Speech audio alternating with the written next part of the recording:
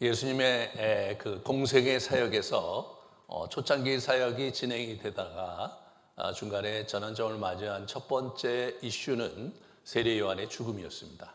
세례 요한이 죽고 나서 많은 그 무리들이 그 상심을 했고 뭔가 그 시대의 새로운 변화를 기다렸던 수많은 사람들이 실망한 그들의 모습을 보면서 적극적으로 그들을 다가가시고 오병이어 기적과 칠병이어 기적을 하면서 그들 앞에 아주 전면에 나서서 무리들을 주도적으로 만나시는 그런 예수님의 모습을 우리가 보게 됩니다. 그러자 서기관과 바리새인들이 예수를 공격하고 시험하고 또 그들과 뗄래야 뗄 수 없는 극복할 수 없는 반목의 길을 이제 출발하시면서 예수님이 상당히 좀 스트레스가 많으셨던 것 같아요. 더군다나 그 자기 제자들 또한 이게 만만치 않은 친구들이었기 때문에 예수님께서 제자들과 함께 갈릴리 북부로 여행을 떠나십니다. 거기가 오늘 첫 번째가 이제 가이사랴 빌립보, 다음 주가 이제 그 헬몬산입니다. 쭉 올라가는데요. 좀 보시면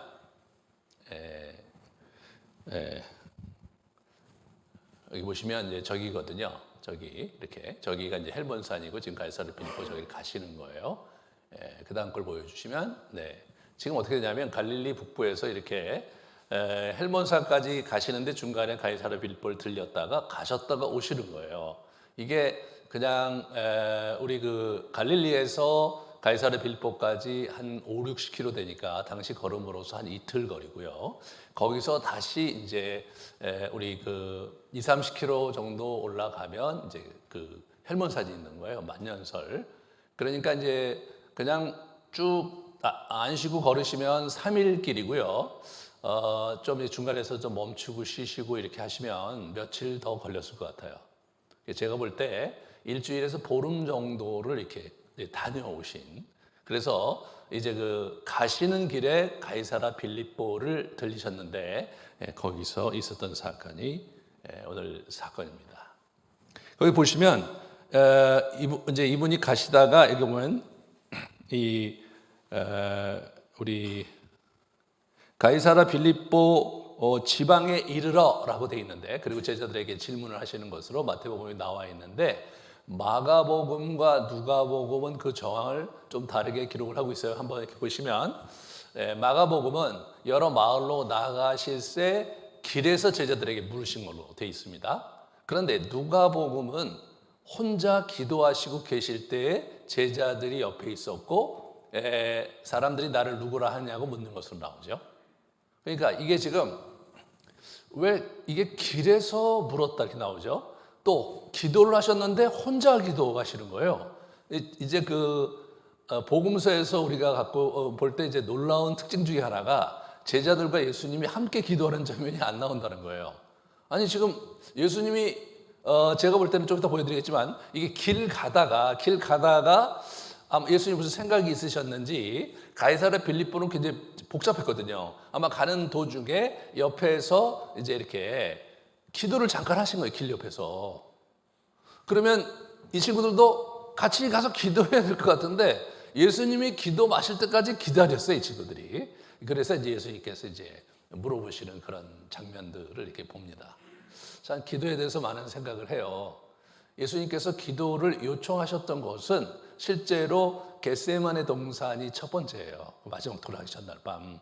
그 전에는 본을 보여주셨지 기도를 같이 하자고 부르시진 않았어요. 그런 면에서 제자들과의 관계가 다시 우리가 조명을 해야 되고 지금 제자들의 영적 상태는 이제 보는 바처럼 기도도 한자라 제대로 못하는 친구들인 거예요. 그런데 왜 이분이 길에서 기도하셨을까 이런 것들을 생각을 해볼 텐데 한번 가이사랴 빌립보에 그 장면이 나오나요? 예, 그렇죠. 지금 이제 보면은 저주에 이제 산지예요, 산지. 헬몬 산지가 쫙 이제 있는 거고요. 저 위에 이제 저건 헬몬산은 아니고 그 뭐 밑에 있는 봉우리죠. 저기가 이제 지금 여러분 잘 안 보이시겠지만 갔다 와봐야 하는데 저 시커먼데 거기가 이제 가이사랴 빌립보에 굉장히 중요한 신전들이 있었던 장소예요. 그 다음 걸 보여주시면 이게 지금 신전터가 남아있어 이렇게 나오는데 그 다음 걸 보여주세요. 네, 이게 이제 그걸 복원한 거예요. 복원한 거예요. 그러니까 저렇게 아주 잘 이렇게 구비된 도시였어요. 그러니까 빌립, 그 헤롯의 아들 빌립이 이제 가이사랴 시저에게 바친 이 도시거든요. 네, 도시예요. 그러니까 저렇게 아주 좀 이렇게 번잡하죠. 그러니까 예수님께서 저기 가서 기도하시는 게 아니라 가다가 한적한 곳에서 기도를 하신 거예요. 네, 그다음 걸 보여주시면 저게 이제 가이사랴 빌립보에서 이제 저쪽에 보시면 이렇게 신전들이 보이죠? 네, 신전들이 이제 저기가 지금 이제 뭐 관광지가 된 거예요. 그다음 걸 보여주시면 네, 이렇게 이제 보건도구 보면 이쪽에가 이제 여러분이 보실 때 왼쪽이죠. 왼쪽이 이제 그 시저, 아우구스투스 그 신전이고요. 이쪽은 판테온 뭐 이렇게 뭐 복잡해요. 저기가 신전들이 많아요. 그러니까 예수님께서 뭐 저기 가서 기도하셨겠어요? 예? 저기 가서 기도하셨겠냐 말이에요. 예, 기도를 저기서 하신 게 아니고 이제 가다가 한적한 곳에서 이분이 기도를 하신 거였더라고요. 그러니까 이제 그런 면에서 기도를 하시고 나서 이분이 이제 이 두 가지 질문을 하시는 거죠. 이건 일종의 중간고사예요. 지금이 이제 그 예수님의 제자훈련 전체에서 정 가운데쯤 되는 곳에서 사역을 이렇게 전환하시면서 제자들이 지난 뭐 1년여를 자기를 따라다니면서 이 친구들이 지금 뭘 배웠나? 이들은 나를 어떻게 생각하고 있나? 그런 부분을 이제 예수님께서 물으시는 거죠. 그래서 사람들이 날더러 누구라 하느냐? 그렇게 이제 물으니까 이제 얘기를 하죠. 뭐 세례 요한이다, 뭐 엘리야다, 에레미야다, 또는 다른 선지자다. 이제 그렇게 얘기를 하는 거예요. 다시 말해서 예수님을 메시아다, 혹은 하나님의 아들이다라고 사람들은 얘기하고 있지 않았던 거죠. 예전에도 뭐 엘리야 선지자라든가 또는 엘리사 선지자 같은 기사와 이적을 많이 행했었기 때문에 뭐 예수님도 그 중에 한 분이라고 생각을 이제 하는 그런 상황이었습니다. 그러자 예수님께서 물으십니다. 너희는 그러면 나를 누구라고 하느냐?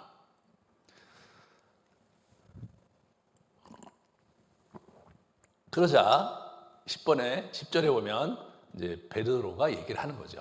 주는 그리스도시요 살아계신 하나님의 아들입니다라는 답을 합니다. 사실 지지난주에 말씀드렸듯이 베드로가 예수님을 이제 따라다니면서 좀 예수님의 행동이 자기가 좀 이렇게 잘 이해가 안 되고 납득이 안 될 때부터 말을 안 하기 시작했어요. 그리고 이제 가나안 여인이 왔을 때 뭐 믿음이 큰 자다 뭐 이렇게 얘기하니까 거기서 또 벙쪘고, 그러면서 예수님이 막 우리 이제 눈먼 자 이렇게 장님 고치는데도 뭐 귀를 이렇게 막 만지시고 막 이렇게 뭐 침 뱉고 막 이렇게 하시는 이런 장면 제가 말씀드렸잖아요. 그래서 이 베드로의 입장에서 볼 때 이게 전면으로 나서기보다는 좀 예의주시하면서 고민을 하면서 지금 여기까지 온 거예요. 그런데 어떤 일이 있었는지는 우리가 잘 모르겠는데 베드로가 이때 정답을 얘기해요. 정답을. 이게 아주 상당히 의미심장하고, 이 정답 때문에 베드로가 수제자가 되는 거예요. 수속해서 수제자예요. 수속해서. 그래서 이 중간고사 1등에서 영원히 수제자된 우리 베드로를 오늘 본문에서 볼 수가 있는 거죠.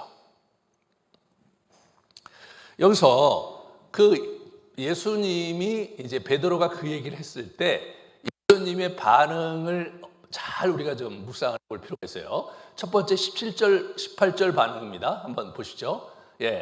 바요나 시몬아, 내가 복이 있도다.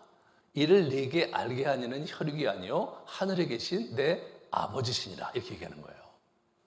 바요나 시몬아, 요한의 아들 시몬아, 요나의 아들 시몬아거든요. 저게 바가 아람어로 아들이에요. 벤, 히브리어로 벤 이렇게 되는 거거든요. 그러니까 이제 요한의 아들 시몬이라고 우리 요한복음에 얘기하고 있는데 여기서는 또 바요나 시몬이라고 얘기를 하고 있어요. 그래서 저 요나가 실제로 16장 앞부분에 보면 이 세대가 표적을 구하나 내가 요나의 표적밖에는 보일 것이 없다고 말씀을 하시고 12장에도 그렇게 말씀하셨거든요. 그래서 아마 이 요나의 표적의 하나의 그 선지자로 또 그러한 역할을 하는 자로 베드로를 이렇게 말씀하신 것 같아요. 근데 이게 정확하게 그렇게 해석하기가 좀 어려워요. 어려워. 왜냐하면 이게 전체적으로 볼 때 또 다른 입장이 있을 수가 있기 때문에. 그래서 우리는 그냥 바요나 시모나가 나름대로 그런 의중을 가지시고 얘기한 것 같다 정도만 아시면 돼요. 문제는 뭐냐면 내가 복이 있도다. 이를 내게 알게 하시는 이 혈육이 아니요 하늘에 계신 내 아버지다. 이렇게 얘기하는 거예요. 그러니까 네가 얘기한 게 아니다 이렇게 얘기한 거예요. 그죠? 야 베드로야 너 네가 얘기한 거 아니야 인마 이렇게 얘기한 거예요. 그 하늘에 계신 아버지가 너한테 그렇게 만드신 거야 이렇게 얘기하는 거죠. 근데 이 말씀이 맞아요. 베드로가 지금 뭐 계속해서 의구심을 가지고 전전긍긍하고 또 이렇게 생각하고 저렇게 생각하면서 이게 예수님이 하나님의 아들이라는 것이 아직까지 확고하게 이게 믿음으로 들어선 상황은 아니었거든요.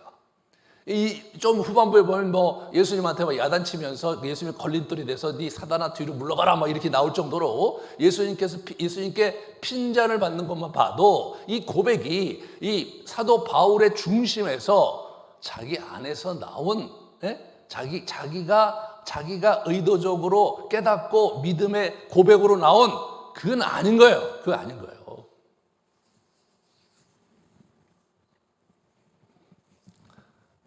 그럼 이게 뭐냐 이거예요. 이게 뭐냐 이거예요. 이게 바로 그겁니다. 예수님께서 지금 하나님과 더불어 베드로의 영혼을 조각하고 계신 거거든요. 베드로의 영혼에 예수님 자신을 각인시키고 계셨던 거예요. 그게 딱 드러난 거예요. 그게 딱 드러난 거예요. 그러니까 사도 베드로가 그 얘기를 딱 들었을 때 자기 안에서 그런 마음이 생겨서 이렇게 하나님 예수님께 이렇게 대답을 한 거죠. 뭐 자기 알아서 대답한 거라기보다는 그런 거예요, 그죠? 무의식 중에 자기 영혼에 새겨진 답을 그가 이렇게 한 거란 말이에요.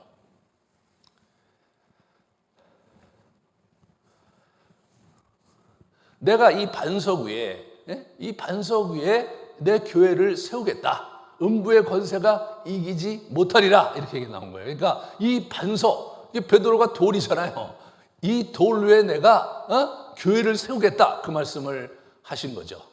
이게 이제 우리가 잘 좀 우리 같이 생각해 볼 필요가 있는 거예요. 이게 도대체 뭐냐? 뭐 그러면 어떤 일반적으로는 어떻게 얘기하냐면 저 고백 주는 그리스도시요 살아계신 하나님의 아들이다라는 그 고백에 위에 이제 교회를 이제 예수님이 세우시려고 한 것이다. 그렇게 얘기하는 거고 또 하나는 이 캐톨릭에서는 저걸 근거로 해서 이제 베드로의 수익권을 주장하고 그리고 이제 베드로가 이제 정통 교황으로서의 첫 번째 교황으로서 이게 인정받고 그 자기들이 그 후계자로 이렇게 오고 있다는 그런 근거가 되는 구절이기도 해요. 그런데 제가 보기엔 그게 아니에요. 자 보세요. 예수님께서 지금 베드로를 조각하고 계시다. 그 영혼을 이렇게 만들어가고 계시는 거거든요. 근데 베드로는 그거를 잘 인지하지 못하는 거죠. 성령께서 우리 안에서 이게 만들어가고 계신 거거든요. 우리 안에서 당신의 사람으로 조각하고 계신 거거든요. 지금 우리가 아브라함 학교를 우리 청장년 하고 있는데 지난 이제 한 달 넘게 자기 인생 전체를 돌아보라고 했어요. 돌아보라고 하고 이제 지난주부터 제가 이제 한 사람 한 사람 인터뷰를 하면서 그분들을 이제 이렇게 그 스토리 속에서 어떤 주제가 흘러왔는지 하나님께서 그를 어떻게 인도해 오시고 만들어 가셨는지를 자꾸 이렇게 자극하면서 깨닫게 해주는 작업을 시작을 했어요. 실제로 저 자신도 저의 인생을 보면 나 자신이 뭐 의도했다기보다는 이런저런 사건 틈바구니에서 내 안에 나도 모르게 내 안에 이게 불쑥 나오는 그런 어떤 특별한 사건과 행동이 있다는 거예요. 하나님께서 그렇게 하시는 거란 말이에요. 그렇게 하시는 거예요. 그러니까 우리가 뭘 어떻게 한다, 이게 뭐 의도적으로 우리가 이제 합력하여 선을 이루는 거 해야 되는 거 맞지만, 우선 우리가 하나님께서 나를 어떻게 만들어 오시는가에 대해서 예의주시하고 성찰하면서, 이게 하나님께서 내 인생에 허락하신 여정이구나 라는 것을 받아들이면서 그리로 가는 거예요. 제가 이제 신학교를 졸업하고 도대체 하나님께 어떻게 인생을 살아야 되나, 이렇게 이제 내가 사역자로서 어떻게 살아야 되냐, 이런 부분들을 고민할 때 제가 제 인생을 돌아봤어요. 제가 혼자서 그때 누구한테 배워서가 아니라 저 스스로가 그렇게 하기를 원했어요. 그래서 그렇게 했거든요.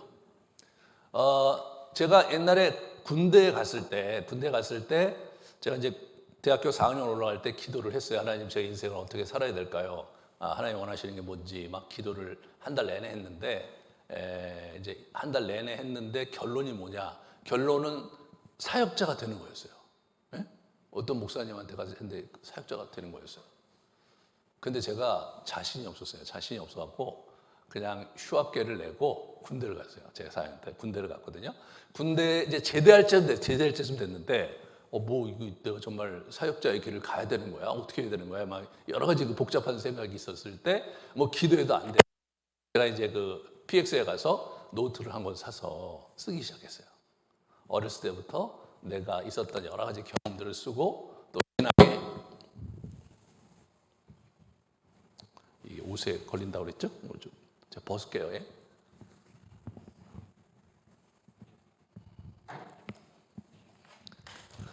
네, 그래서 그걸 쓴 거예요. 노트를, 이렇게 두꺼운 노트를 쭉 이제 썼어요. 쓰다가 한 권을 다 쓸 때쯤 알게 됐어요. 뭘 알게 됐냐? 하나님께서 나를 사역자로 쓰시려고 이런 교회에서 이런 경험, 저런 경험하시고, 기도에 이런 체험을 하시고, 말씀에 대한 이런 열정을 주셨구나. 그거를 제가 알게 되면서 제가 소스라치게 놀랐던 거예요. 저는 하나님께서 사역자로 준비해 오셨구나.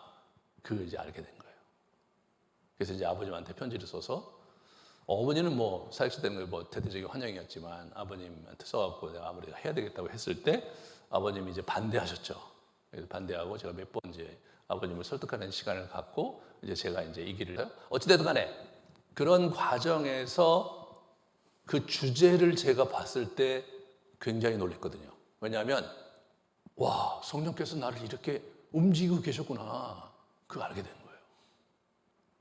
그래서 제가 이제 신대원 졸업하고 제가 이제 어떻게 이제 사역을 어떤 방향으로 해야 되냐, 내가 그런 걸 또 이렇게 좀 돌아보는 과정에서 제가 이제 제가 이제 이렇게 인생을 다시 이제 내 인생의 주제 중에서 이제 몇 가지가 있었는데, 그 중에 이제 제가 성경 연구에 대한 그런 부분에서 이제 제가 관심이 많았기 때문에 어렸을 때부터 성경과 나는 어떤 사이였지? 그걸 쭉 이제 이렇게 궤적을 추적해 봤는데, 굉장하더라고요. 저 자신도 모르게 성경을 막 너무너무 열심히 읽었던 시간들, 성경을 잘 알지도 못하면서 계속해서 읽고, 우리 담임 목사님 서가에 가서 그 주석을 갖다 놓고 그걸 보면서 연구를 하고, 그런 일을 제가 했더라고요.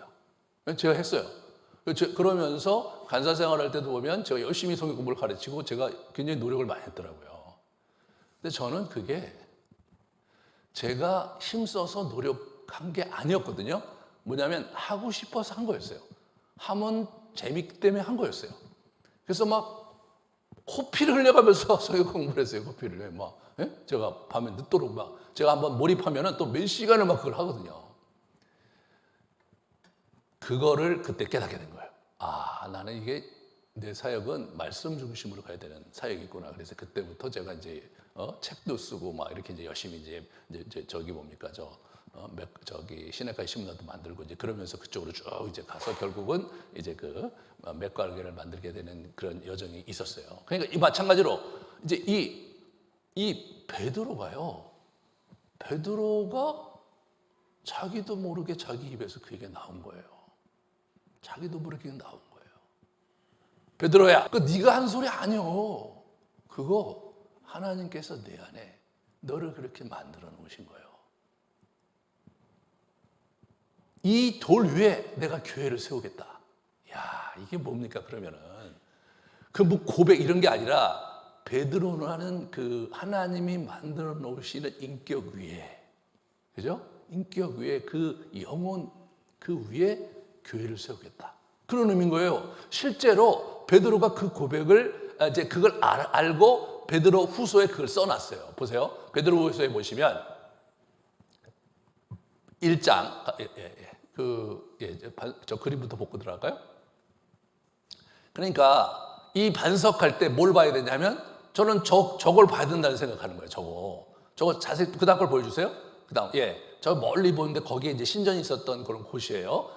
그 다음 걸 보여주시면 음부의 권세가 이기지 못할 것이다. 저게 실제로 저게 음부예요. 음부 게이트 오브 하데스, 게이트 오브 하데스예요. 저게 실제로 이름도 예수님께서 저걸 얘기하신 거예요. 저 앞에 아우구스트 때 이제 신전이 있었거든요. 그 로마 정권 로마 제국 전체를 지배하는 그 아우구스트 정권 로마 황제의 권세가 나의 교회를 침노하지 못할 것이다. 나의 교회를 어떻게 하지 못할 것이다 얘기하신 거죠. 실제로 결국은 로마가 교회에 정복당하잖아요. 그 다음 걸 보여주시면 저걸 저렇게 판 거예요. 여러분 저걸 보면서 제가 이거였구나. 이렇게 이 석공의 눈으로 저걸 보신 거죠. 저걸 판 거 아니에요. 파갖고 저기다 각종 신상들을 쫙 해놓고 그 신전을 이렇게 쭉 꾸며놓은 거예요. 그 다음 걸 보여주실래요? 저기 이제 저런 신전을 저렇게 만드신 거예요. 그 다음 만드신 게 아니라 저렇게 된 거예요.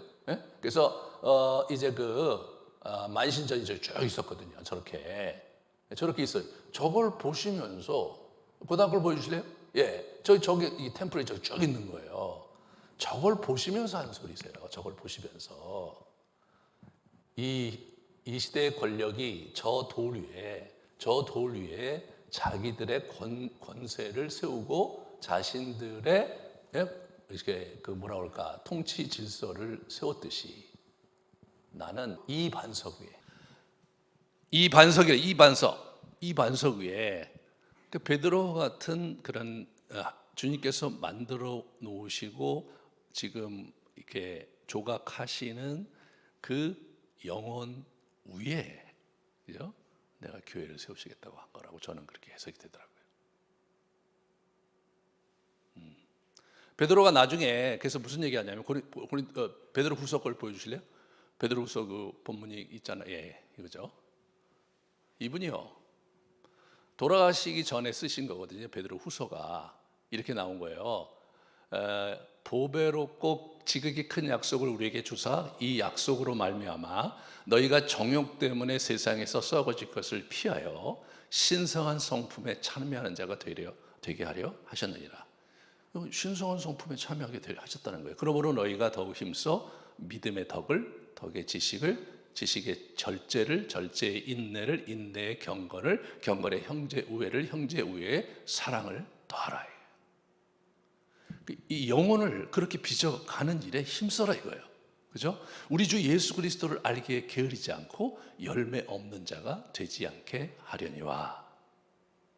이 내면의 성품의 열매가 있어야 되는 거예요. 우리가 그리스도의 신의 성품에 참여하는 자로서 가야 된다는 얘기를 이분이 하시는 거예요. 저 어디서 깨달았겠어요, 저분이요? 어디서 깨달았겠냐고요. 예수님께서 자기 인생에 자신의 영혼에 새겨놓으시고 자기 영혼을 갈아엎어서 신의 성품에 참여하도록 자기를 만들어 가신 손길을 이분이 기억하고 너희들도 그렇게 해야 된다고 얘기하고 있는 거죠.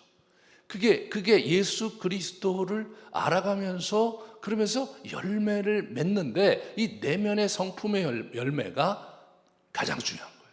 이 가장 중요한 거예요, 이게. 그렇다면 교회란 뭐냐를 우리 다시 생각해 볼 때 부름받은 백성들이거든요. 그 에클레시아에 가고 부름받은 자들 그런 뜻이에요. 그러니까 조직이 아니에요.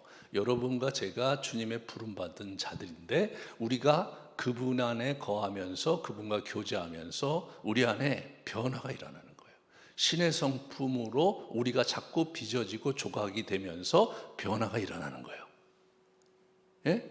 그러한 사람들 위에 교회를 세우시겠다는 거예요. 그러한 사람들로 교회를 세우시겠다는 거예요. 그러니까 우리가 예수 그리스도와 더불어 그분을 호흡하고 그분과 함께 거하면서 그의 신비로운 영향력과 작업 속에서 우리 안에 변화가 일어나는 그 역동이 있는 사람들 위에 교회가 쓰는 거예요. 그 교회가 쓰는 거예요. 그런 사람들이 교회를 이루는 거예요. 시스템도 아니고 어떤 다른 사회적인 요인이 아니라 예수 그리스도 안에 있는 생명력을 가진 사람들이 하나님을 위해서, 예수님 너무 사랑하시기 때문에 그를 주로 모시고 모여서 함께하는, 그게 예수님이 의도하신 교회란 뜻이죠.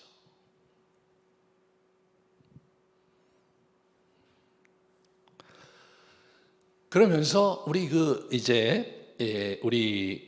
베드로에게 이제 상급을 이제 약속을 하시는 거죠. 이제 보시면 우리 18절부터 20절 이렇게 보여주시면 음부의 권세가 이기지 못한다. 그게 그거예요. 아까 The Gate of Hades. 그래서 그 앞에다가 그 커다란 이 움이 있는데 동굴은 아니에요.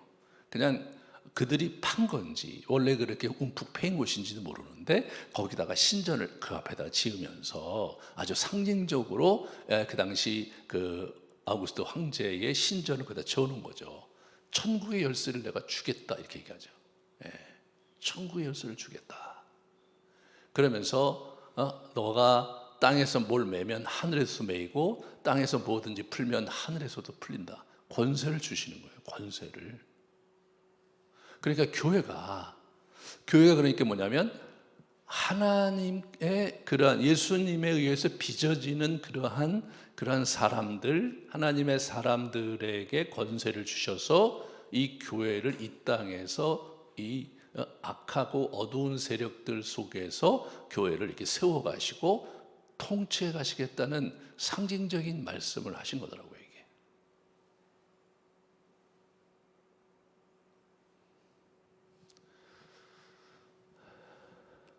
그러므로 우리가 이제 이렇게 본질적으로 뭘 봐야 돼? 본질적으로 뭘 봐야 되느냐? 내가 정말 예수님과 더불어 교제하고 그의 생명력에 접붙임 받아서 변화되는 삶을 살고 있는가?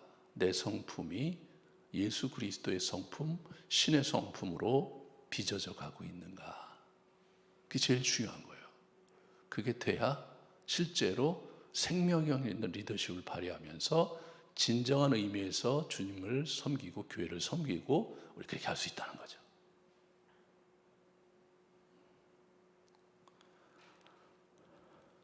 이 작업은 시간이 많이 필요로 하기 때문에 이렇게 말씀하신 것 같아요. 제자들에게 경고하사 자기가 그리스도인 것을 아무에게도 이르지 마라 하면서 절제를 시켜요.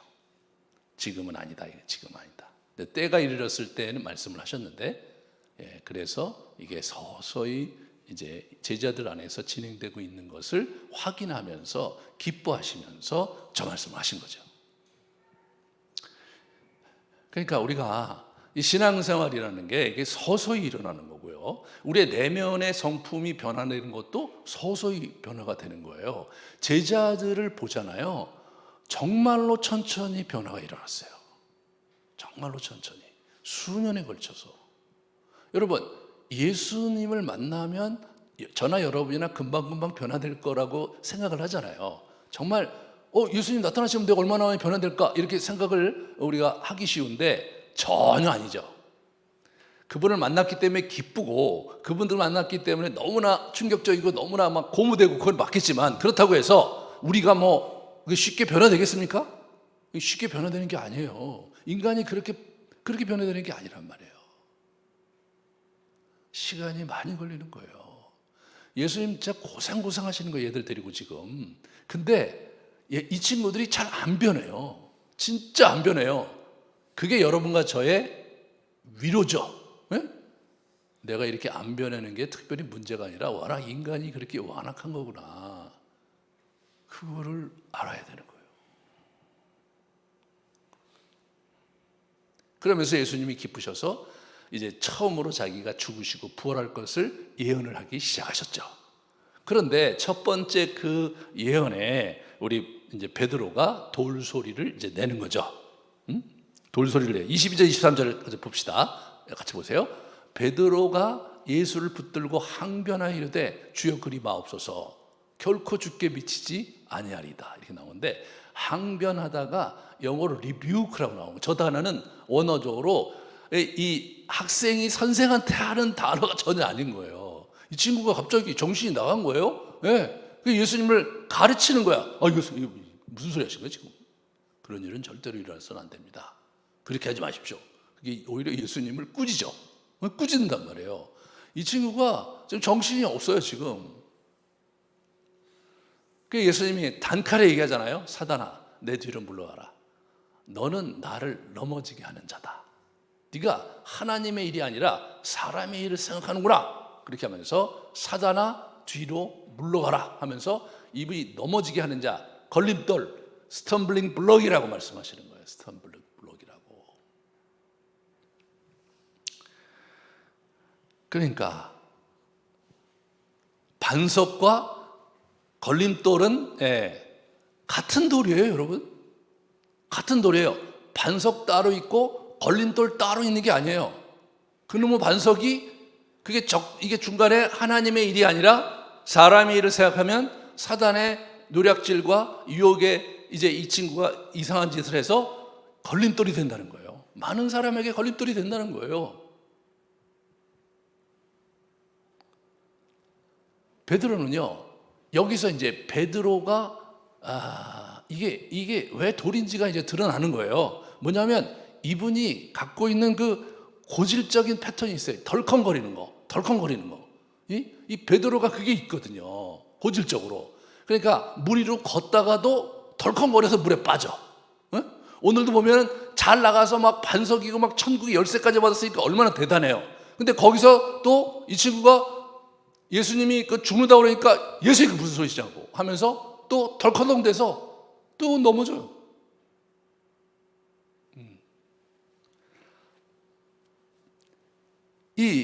이런 부분에서 나중에도 보면 뭐 예수님 지킨다고 칼을 들어갖고 예수님 체포될 때 겟세마네 동산에 밤에 칼을 들고 말고의 길을 딱 잘라요. 잘라. 그래서 예수님께서 뭐 하고 이제 말고의 길을 고쳐주고 이제 가니까 또 도망가요. 이 사람이 또 도망가다가 보니까 또 예수께 미안했는지 또 따라와요. 따라와서 예수님 재판석상에 가갖고 비집고 들어가서 뒤에서 불 쬐고 있어요. 불 쬐고 있다가 옆에 있는 사람이 당신도 저 사람 저 제자 아니냐 이렇게 얘기했을 때 거기서 막 부인하잖아요. 자기가 예수의 제자인 것을 부인해요. 이게 베드로의 고질적인 패턴인 거예요. 한 번만 그게 아니라 여러분 이 마태복음이 베드로를 정조준하고 있어요. 오늘 본문에서요. 여기서 베드로가 요 얘기 해갖고 거친돌이라고 사단아 뒤로 물러가라 요 얘기를 마가복음도 기록을 안 하고 있어요. 이 똑같은 패시지인데 병행 본문인데 누가복음에도 그 얘기 뺐어요. 근데 마태는 정조준했어요. 이 사람한테. 그래서 그 베드로의 그 못난 모습, 그 덜컹이는 모습을 마태가 아주 잘 조명을 했어요. 그의 긍정적인 모습도 조명을 했지만 그의 부정적인 모습도 조명을 했어요. 그러니까 마태가 이 베드로를 정조준하면서 제자들의 대표로서의 베드로의 모습을 구체적으로 그려냄으로써 제자훈련의 실체가 어땠는가를 초대교회 교인들에게 얘기하고 싶었던 거죠.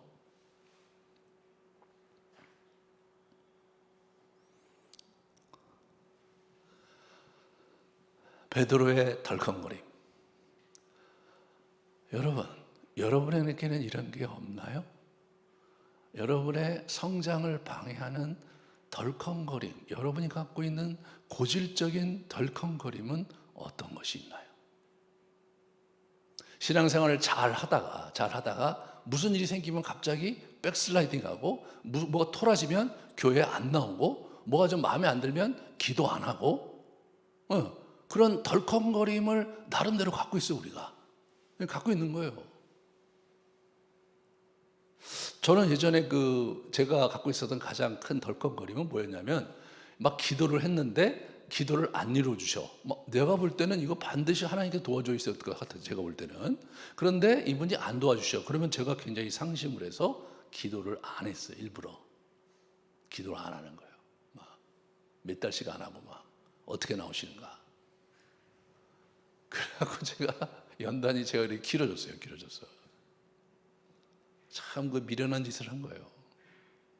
그럴 때일수록 더 기도하고, 불평을 하더라도 주님 앞에 가서 불평을 하고, 반항을 하더라도 주님 앞에서 반항을 했어야 되는데 그냥 아예 적게버린. 그게 한 10여 년을 그게 고질적으로 왔다 갔다 하면서 제가 그냥 인생이 그때만 굉장히 어려웠거든요.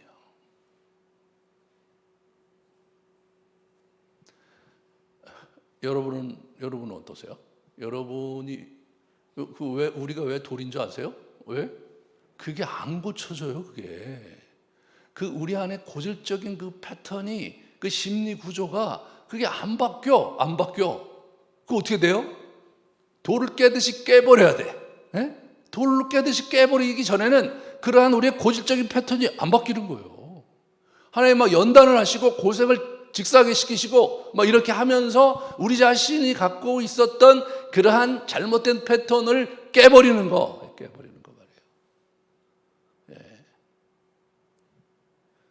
그게 예수님께서 우리에게 하시는 중요한 일 중에 하나인데 그 예를 베드로에게서 보는 거죠.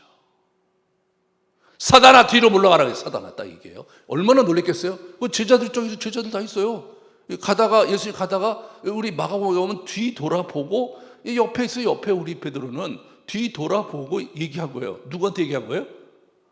제자들 앞에서 공식적으로 얘기한 거예요. 사단아 뒤로 물러가라. 얼마나 섬뜩했을까요? 얼마나 섬뜩했을까? 베드로도 섬뜩하고 제자들도 섬뜩했을 것 같아요. 아니 그렇게 기분 좋아하시던 분이 갑자기 얼굴색이 하얘지면서 분노에 찬 모습으로 예수님께서 이 사단아 뒤로 물러가라. 네가 이 하나님의 나라 일을 생각하지 않고 이 사람의 일을 생각하는 놈이구나. 이 못된 놈아. 그렇게 얘기를 하는 거예요.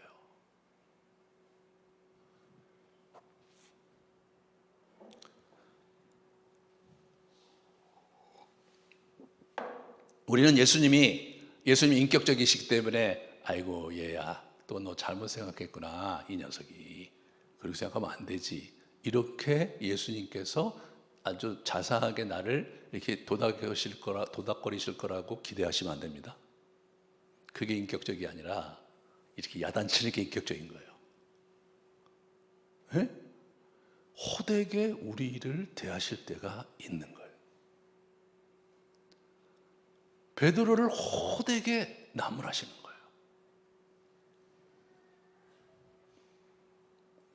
그러면서 24절부터 엄청난 얘기를 이분이 얘기를 하시죠. 제자들에게 이르시되 뭐라고 그러시냐면 누구든지 나를 따라오려거든 자기를 부인하고 자기 십자가를 지고 나를 따를 것이니라. 완전히 다른 차원으로 넘어가 버린 거예요. 누구든지 제 목숨을 구원하고자 하면 잃을 것이요 누구든지 나를 위하여 제 목숨을 잃으면 찾으리라. 사람이 만일 온 천하를 얻고도 제 목숨을 잃으면 무엇이 유익하리요 하면서 목숨을 내걸고 나를 따르라고 말씀하신 거예요. 베드로가요 어떤 고백을 했습니까? 주는 그리스도시요 살아계신 하나님의 아들이다 이거예요. 그 고백의 책임을 져라 이거예요. 예수님은 그런 분이니까 마땅히 복종하고 마땅히 목숨을 다해서 나를 따르라고 말씀하시는 거예요.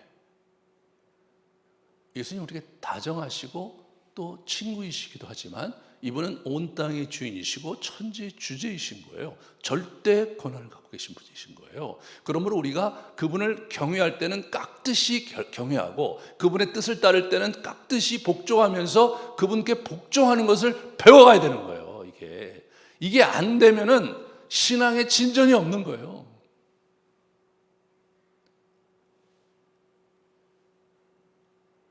우리가 이 신앙생활을 하면서 예수 그리스도를 섬기고 하나님을 섬길 때 이 결단해야 될 게 뭐냐면 내 주군이신 거예요. 이분이 내 생사 역사권을 가지시고 내 인생의 모든 일에 권한을 가지신 분이 이분이시란 말이에요. 그분에게 어떻게 됩니까? 절대 복종을 해야 되는 거죠. 여러분 직장 다니면서 직장 상사나 직장 보스에게 그 정도의 그 보스에게 주는 그런 충성심도 갖고 있지 않고 교회 생활한다면, 신앙 생활한다면 맨 그 타령인 거예요. 맨 그 타령인 거예요. 예.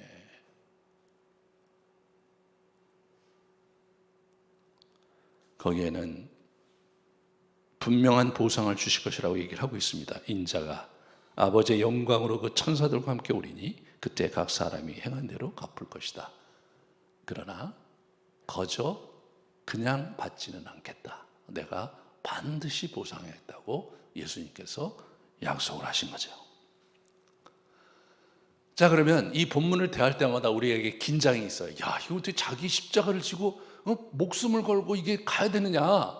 이 부분에서 우리가 어떻게 그러면 이거를 우리 안에 적용해야 되는 것이냐? 이런 부분을 두 가지로 생각해야 된다. 하나는 성경에 어떤 이해가 있는가를 봐야 되고, 두 번째는 역사적으로 우리 선배들이 어떻게 했는가를 봐야 됩니다. 첫 번째, 베드로를 보면요, 베드로는 사실 그 베드로 전후서에 이분의 얘기가 이제 이렇게 육성이 남아있기 때문에 우리가 확인할 게 되게 많은데, 그 중에 오늘 하나만 같이 보려고 하면 이 돌 문제에 대해서 이분이 평생 고민을 하셨어요.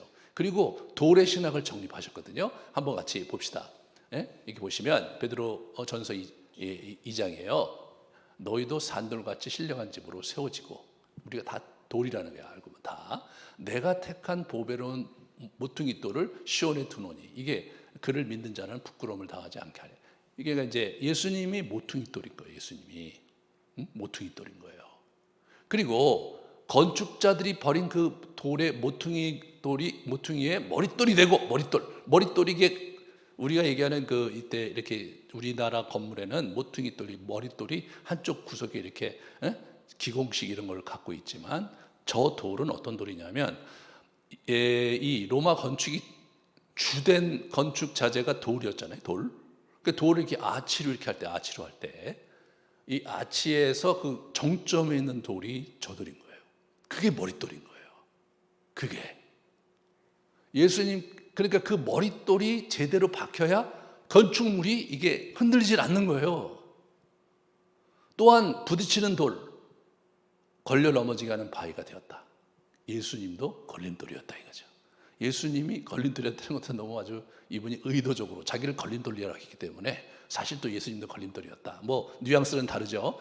예수를 거부하는 자들에게 걸림돌이죠. 뭐 예수님이 다른 그런 나쁜 어떤 또는 부정적인 의미에서의 걸림돌이 아니라, 그들이 말씀을 순종하지 아니함으로 넘어졌다. 그런 얘기를 이제 하는 겁니다. 그죠? 그래서 이분이 우리가 이제 이 신령한 집으로 같이 세워진다는, 우리가 돌로서, 여러분들 돌이에요. 다 돌인데 산돌인 거예요. 그래서 하나님의 성전이 있으면 그 당시 성전은 다, 그 당시 주요 건축물은 다 돌이니까, 그죠? 그 돌로 이렇게 건축되듯이 여러분과 제가 하나님의 이 교회 구성원으로서 교회를 이제 일구어 가고 있고 만들어가는 거예요. 우리가. 그게 우린 거예요. 그리고 여러분이고, 우리 다 그렇게 되는 거예요. 베드로가 그 얘기를 하는 거예요. 사실 나만 돌이 아니라 사실 모든 그리스도인은 돌이고, 모든 그리스도인은 성령께서, 삼위일체 하나님께서 조각하고 만들어 가시는 돌인데, 그 돌이 그 교회에 어떻게 돼요? 역할이 있다. 역할이. 바닥에 있는 돌, 벽을 지탱하는 돌, 위에 있는 돌, 이게 기둥에 있는 돌, 돌의 역할이 있는 거예요. 여러분이 돌이에요. 여러분이 나는 그럼 어떤 돌인가를 생각하고, 나는 이 교회의 어느 구석을 내가 채워야 될 돌인가를 생각하시면서 그 자리에 가야 되는 거예요. 그게 중요한 거예요. 그게. 그러한 신학적인 원리를 우리가 계속 만들어가면서, 붙잡아가면서 우리의 중심을 잡아가야 되는 거예요. 자꾸 그리스도인이 이게 뭐 하는 거냐, 우리가 어떻게 살아가야 되는 거냐, 이런 부분들을 계속 하나님의 말씀 속에서 생각을 자꾸 모아야 돼요. 두 번째로는 그러면 어떻게 또 실천을 했느냐? 이게 이제 초대교회 역사에서 아주 재미나게 나오는데, 이게 순교잖아요. 순교. 자기 죽으러 가는 거, 십자가를 지고 간다는 건 죽으러 가는 거거든요. 순교예요, 순교. 그러니까 초창기에 순교하는 사람들이 있었죠. 그죠? 그걸 적색 순교라고 그래요. 피 흘리고 죽었기 때문에 적색 순교죠. 콘스탄틴 대제가 기독교를 공인하고 나서 더 이상 순교는, 적색 순교는 없어졌어요. 적색 순교가 없어지고 나타난 순교가 백색 순교예요. 그게 뭐냐면 금욕하면서 이 광야로 가서 거기서 기도 생활을 한 사람들, 자기의 삶을 내려놓고 자신의 욕망과 그런 정욕을 내려놓고 하나님을 위해서 자기 인생을 정말 바치는, 그걸 백색 순교라고 하는 거예요. 네. 그러다가 이게 이제 6세기, 5세기, 6세기경에 이제 이 서로마가 쇠락하고, 그죠? 그 다음에 우리 저쪽에 동로마 그쪽을 번창하면서 이쪽 유럽 이쪽은 완전히 이제 게르만이 이제 장악을 하고, 그래서 서로마는 사실 유명무실하게 됐는데, 그때 게르만족에게 복음을 전한 사람들이 있었는데, 그 사람들이 아일랜드 사람들이에요. 아일랜드. 네? 아일랜드 사람들인데 거기가 굉장히 독특한 곳이에요. 뭐냐면 마을 전체가 수도원 공동체처럼 돼 있었어요. 역사에 보면. 그러니까 마을의 장이 수도 원장이었어요.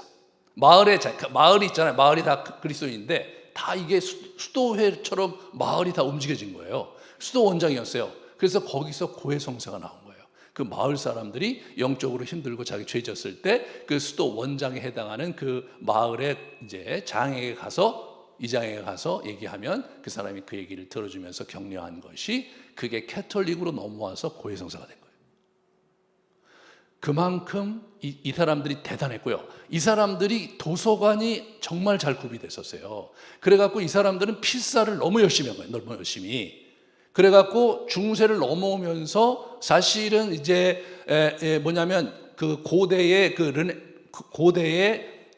그리스 로마 문학이라든가 그 고대 로마의 그 유명한 작품들이 다 사장됐는데, 그거를 복원한 사람들이 이 사람들인 거예요. 성경도 필사를 해서 도서관에 갖다 놓고, 그런 그리스 로마의 작품들, 플라톤, 아리스토텔 이런 작품들도 그 사람들이 필사를 해서 도서관을 만드는 거예요. 그것이 르네상스의 굉장히 중요한 기폭제가 되는 겁니다. 그런데 그 사람들이 지금 이제 프랑스, 그 다음에 이 독일 이런 지역에 이 사람들이 순회 전도사들이 있었어요. 순회 전도사들. 예? 유랑 선교사라고 그러는데, 복음을 위해서 돌아다니면서 복음을 전하는 순회 전도자들이 있었는데, 그들 스스로가 그들을 녹색 순교라고 했어요. 녹색 순교. 예. 자신이 어떤 한 지역에 정주하지 않고 돌아다니면서 복음을 전하면서 자기 인생을 살아간 또 다른 순교자들이 있었어요.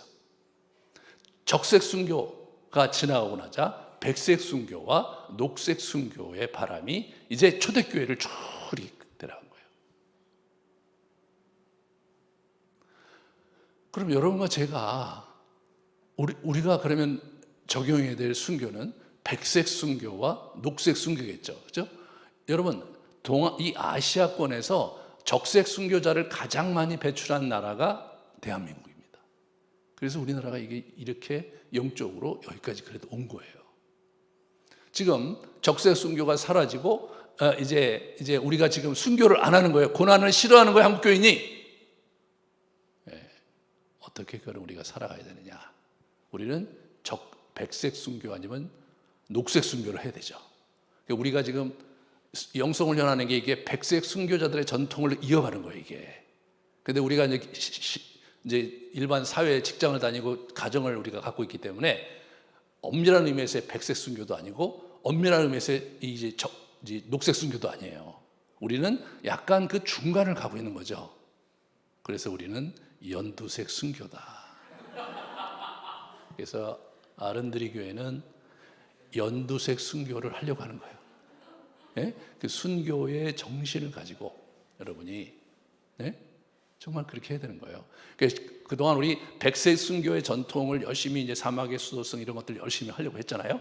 지금 뭐 하려고 하는 겁니까? 복음 운동이 뭐예요? 녹색 순교로 가겠다는 거예요. 그죠? 그러니까 연두색 순교가 우리의 새로운 노선이 됐다. 예.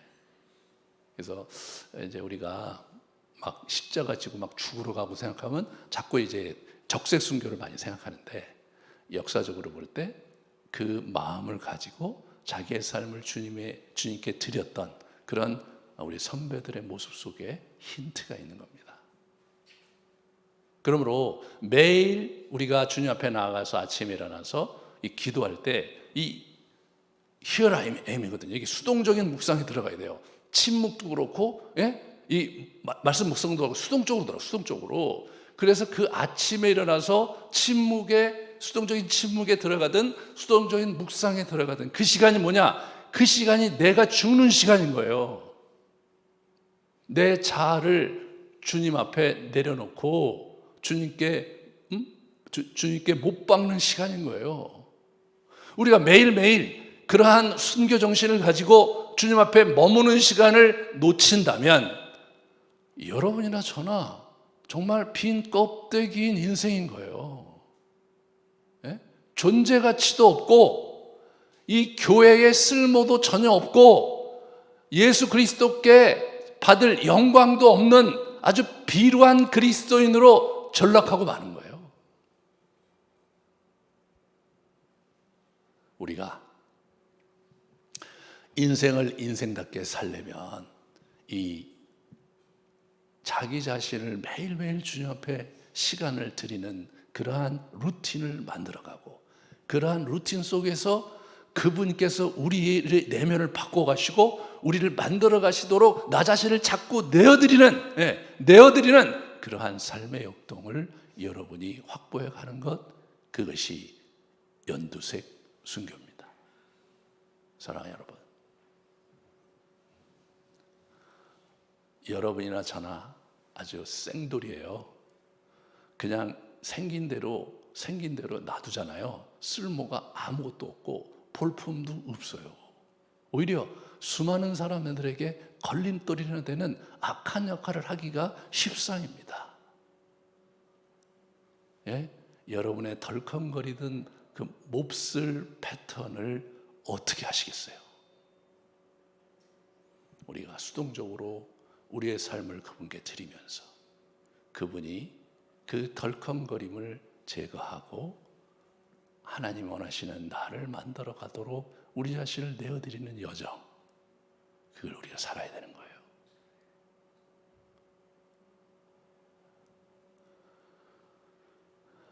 부디 여러분 정말 그렇게 꼭 여러분 자신이 그런 루틴을 만들어서 이 연두색 순교 그 행렬에 들어가시기를 주님의 이름으로 축원합니다.